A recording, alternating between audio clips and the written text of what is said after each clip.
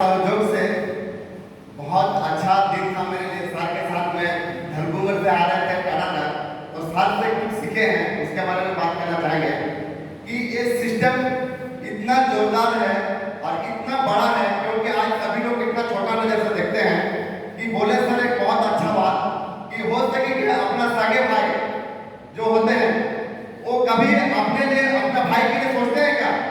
लेकिन आज इस परिवार से सर क्या कार नहीं है, लगभग 500-600 कार भी आया है सर के माध्यम से।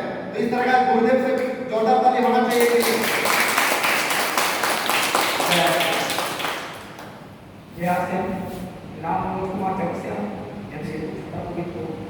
बिजनेस का पहले आप ही का सर का एक ऑटो ड्राइवर आज भी पार्ट टाइम ऑटो ड्राइवर रहते हैं, फुल टाइम से जब समय मिलता था भी ऑटो चलाते हैं, जब समय नहीं मिला तो आज से बिजनेस जिंदगी में सीखने में संभालने में बहुत समय लगा। इस बिजनेस की अगर पहले की बात करें तो पहले की जिंदगी जब देखते थे बात करने का, कपड़ा पहनने का, तो अपने आप से खुदा कि आज का 10 साल पहले क्या किया आज। देखिए सर, पैसा तो मेरे अकाउंट में कितना आया बोलने से ना हम किसी को दे देंगे ना कोई हमसे दे।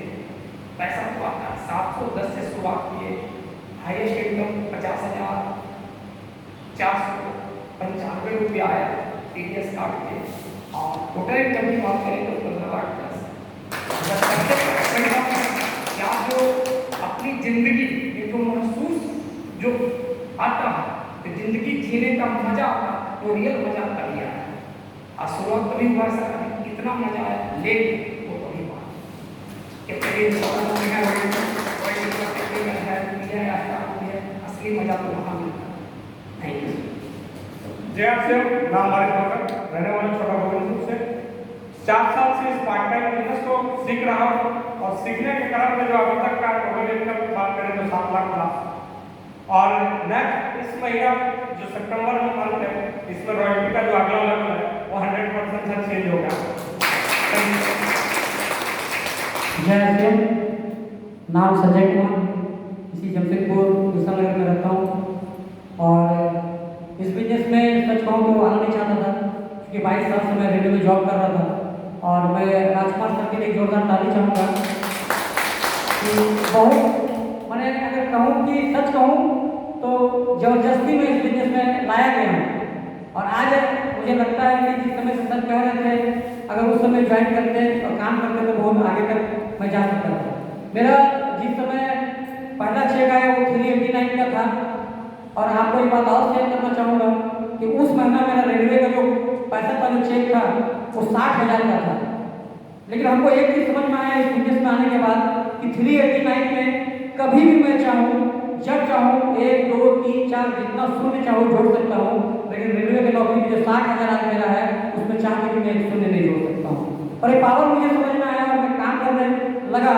और मेरी जिंदगी में मेरा जन्मदिन मुझे याद रहता था, मेरा शादी का सालगिरह मुझे याद रहता था, लेकिन तीसरा डेट मेरा जिंदगी में ऐसा रहा जिसको हम आर्थिक को जॉइनिंग डेट कहते हैं, वो मेरे जीवन का परिवर्तन करने का डेट है।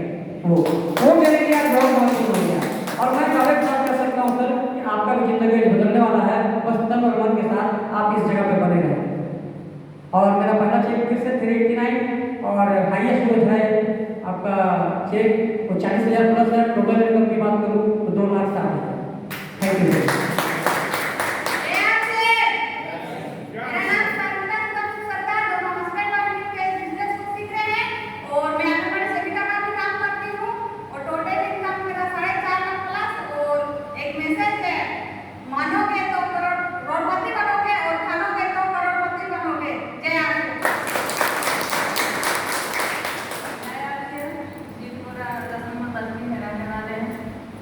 मेरा तो सारा जिंदगी में हम तो सीखे नहीं थे, लेकिन कुछ समय के बाद हमको राजकुमार सर हमको बताए और सिस्टम को हम सीखे और आज हम अभी रेडी है।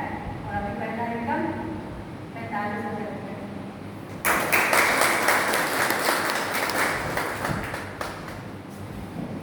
Thank you ma'am. सर बैठिए। जय सर एक कहानी बता दें। तो सबसे पहले है क्या कि आदमी अपना वैल्यू नहीं समझता। जिस दिन वो अपना वैल्यू समझ लेगा उसी दिन से इस बिजनेस में वो कामयाब होगा। वैल्यू खुद का अपने आप को लगाना होगा। एक कहानी का माध्यम से आप लोगों के साथ हम शेयर कर रहे हैं कि वैल्यू क्या चीज होता है। एक लड़का था, पढ़ने लिखने में बहुत ही बढ़िया था, शुरुआती दौर से पढ़ने लिखने में बहुत अच्छा था, क्लास का फर्स्ट सेकंड आता था। तो ऐसा जब लड़का है तो उसके लिए घर वाला क्या सोचेगा, उसका माँ पिताजी, उसका पड़ोसी, उसका दूर करने से ये बच्चा आगे जाके बहुत बड़ा करेगा, सोचेगा कि नहीं सर? सबको सोचता ये आगे जाके बहुत कुछ करेगा। लेकिन वो इंटर किया, ग्रेजुएशन किया, मास्टर डिग्री किया, पढ़ाई लिखाई में बहुत अच्छा था। लेकिन उसके बाद मास्टर डिग्री करने के बाद 3 महीना गया, 6 महीना गया, उसको जॉब नहीं मिला।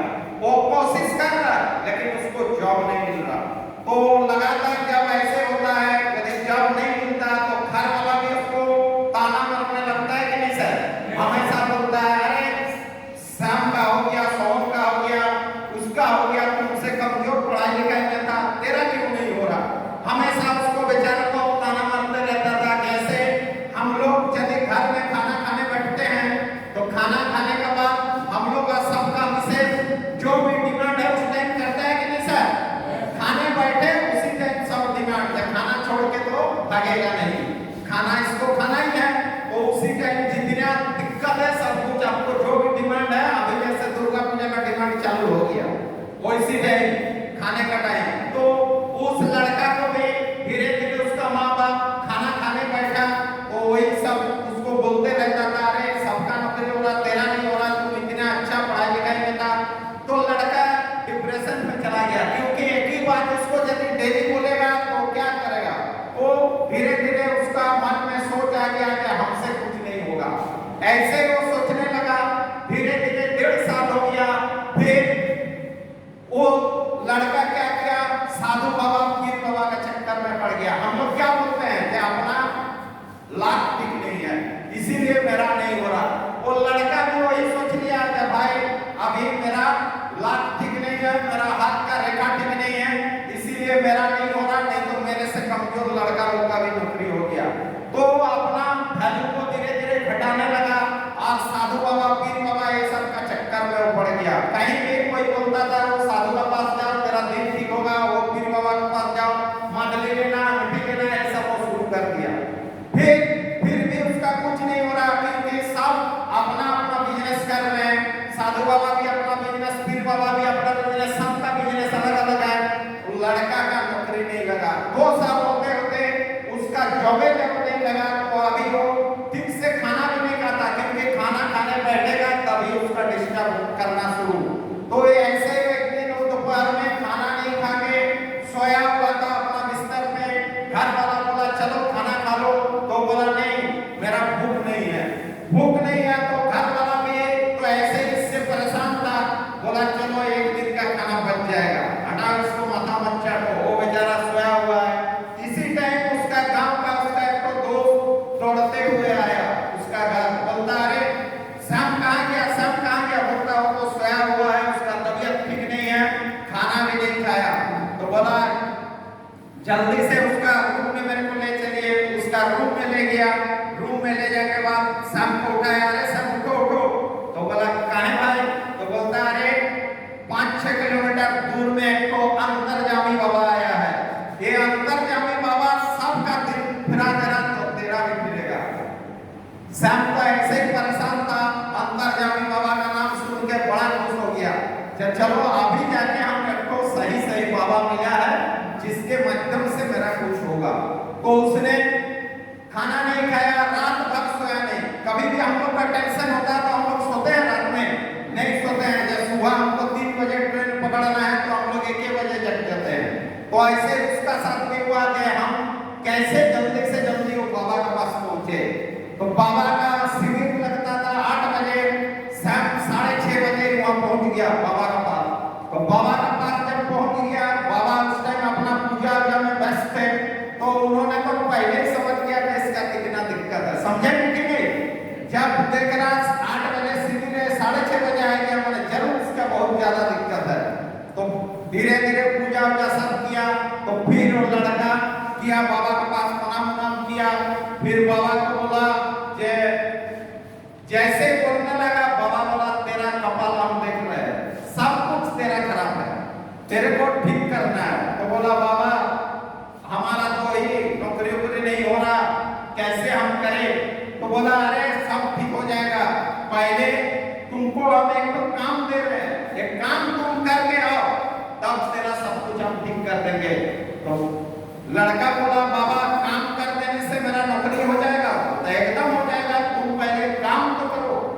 तो बाबा झोला से तो चकमक वाला पत्थर उसके हाथ में दिया, एक तो पत्थर लाके उसके हाथ में दिया, बोला ये लो। तो बोलता है इसमें क्या करे बाबा? बोलता है इसका वैल्यू लगा के आओ बाजार से, बेचना नहीं है, खाली इसका वैल्यू जान के आओ। तो बोला क्या करना है? बोलता 3-4 जगह इसका वैल्यूएशन पता करके तुम आओ। वो लड़का खुशी खुशी चल गया, क्योंकि एक काम करके आने के बाद तो उसका नौकरी लग जाएगा, बाबा बोला है। तो बेचारा ले गया, जहां वो कुटिया से मेन रोड में आया तो एक आदमी चप पकौड़ी बेच रहा था, तो उसका पास गया, जाके उसको पत्थर को दिखाया। पत्थर जैसे दिखा तो चप पकौड़ी वाला पत्थर बहुत चमक रहा था, तो बोलता हाँ, उसको बोला ये खरीदेगा? तो बोला हाँ खरीदेंगे, 10 को चौप ले लो और एक पत्थर हमको दो। तो लड़का बोला 10 को चौप? बोलता हाँ। बोला नहीं नहीं, बाबा बोला है आज नहीं बेचना है, यदि बेचेंगे तो कल बेचेंगे, लो। ले लिया, फिर दूसरा जगह गया, थोड़ा आगे गया तो एक आदमी आलू प्याज बोरा बेच रहा था, उसको जाके वही पत्थर दिखाया। तो पत्थर देखने के बाद वो बोला जब हाँ पत्थर तो ठीक है, चक चक कर रहा, वो बोलता है 1 बोरा आलू ले लो। तो लड़का बोला वो दे रहा था 10 को चौप, ये दे रहा है 1 बोरा आलू। तो बोलता ठीक है, यदि साधु बाबा बोलेंगे तो कल आपको देंगे।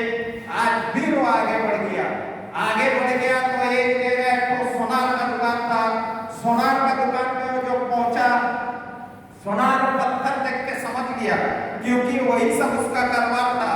वो बोला जे पत्थर तुमको कहां से मिला? तो बोला हमको साधु बाबा दिए हैं, इसको हमको बेचना है, कितना दाम है? बोलता देखो इसका दाम हम 50 लाख रुपया देंगे। 50 लाख सुन के लड़का गिरने ही वाला था, किसी तरह संभाला, बोला चौप आलू वाला 50 लाख सीधा। तो बोला हाँ इसका दाम है 50 लाख। तो बोला ठीक है, आज नहीं बेचेंगे, बेचना हमें तो कल बेचेंगे। तो फिर वो आगे बढ़ गया, एक तो जौहरी का दुकान था जो स्टोन पत्थर ये सब का काम करता है, उसको जाके दिखाया, जब बाबा इसको हमको बेचना है, इसका वैल्यूएशन कितना है? तो उस जौहरी ने सबसे पहले उस पत्थर को रखा, पानी दिया, अगरबत्ती जलाया, प्रदक्षिण किया उसका, फिर प्रणाम किया, फिर बोला इसको कहां मिला तेरे को? तो बोलता वो सब छोड़िए, हमको साधु बाबा दिया है, इसका रेट खाली बताइए, हमको सब समय में नष्ट कीजिए। तो बोला जे इसका देखो बाबू, इसका मूल्य देने का मेरे पास वैल्यू नहीं है, उतना पैसा मेरे पास नहीं है जितना इसका दाम है, 1 अरब रुपया इसका दाम है, पूरा हमारा राज्य में बिक जाएगा तो इसका दाम नहीं मिलेगा, लेकिन हम 2 करोड़ तक इसका दाम दे सकते हैं। 2 करोड़ सुन के वो लड़का पत्थर लिया और दौड़ते दौड़ते साधु बाबा के पास आ गया। उसका माइंड चकरा गया, ये क्या बोल रहा है? चौप आलू बोरा, फिर 50 लाख, फिर 2 करोड़, क्या ये चीज है?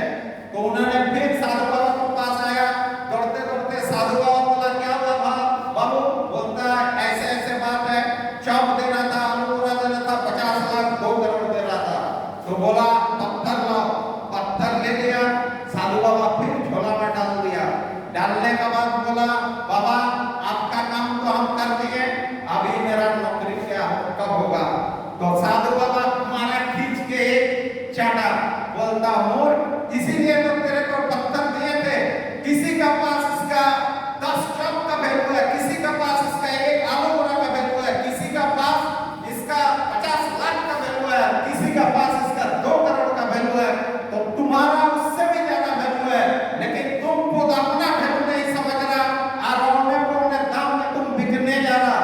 तुम अपना काम को बढ़िया से करो और उसमें लगातार प्रयास करो, तो जितने भी तेरा दोस्त यार